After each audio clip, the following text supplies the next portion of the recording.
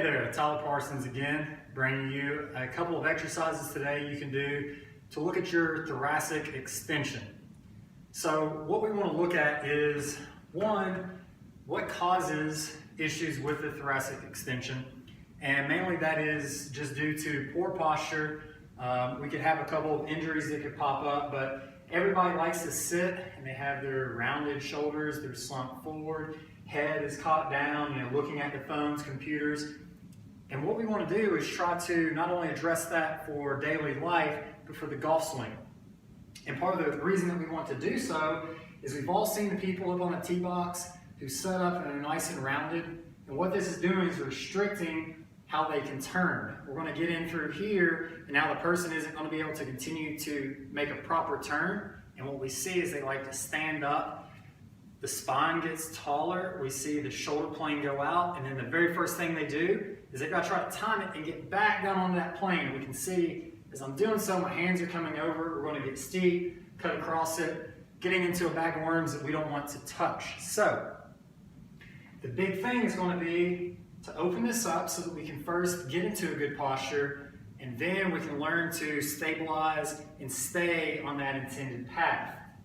The very first thing that we want to do is we need to open that up. So I have a foam roller here, and what we're going to do is put this down onto the ground, and we're going to start with our back here. I'll take my arms so they're up and over, and I just want to try and lean back and drop that down the best I can. I'll come up, roll down a little bit, and do the exact same thing.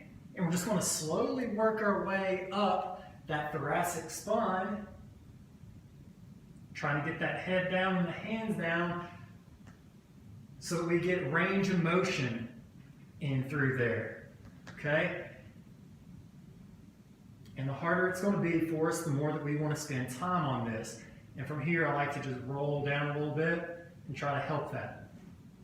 So that is going to help open that up, again, to get more range of motion. Once we're finished there, we have to look at the musculature of that and how can we help improve it, because it's one thing to stretch it out, but then we need the proper things put in place to help it prevent from going back to where it was.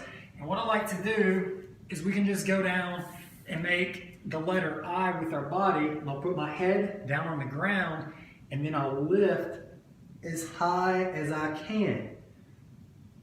And what that's doing is working. You can see my back wanting to lift up a little bit, so I'm helping out with those muscles, but I'm also activating into those lower traps.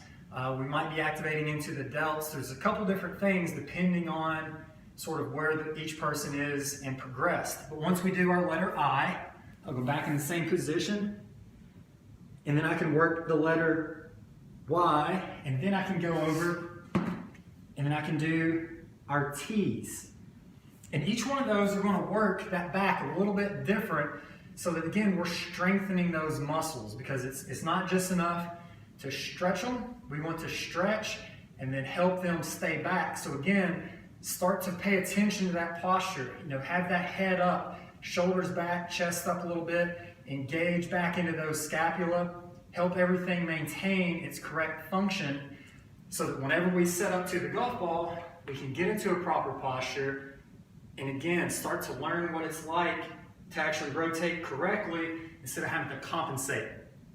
We want to eliminate all the compensations we can in the golf swing so that you can start to enjoy and play better golf.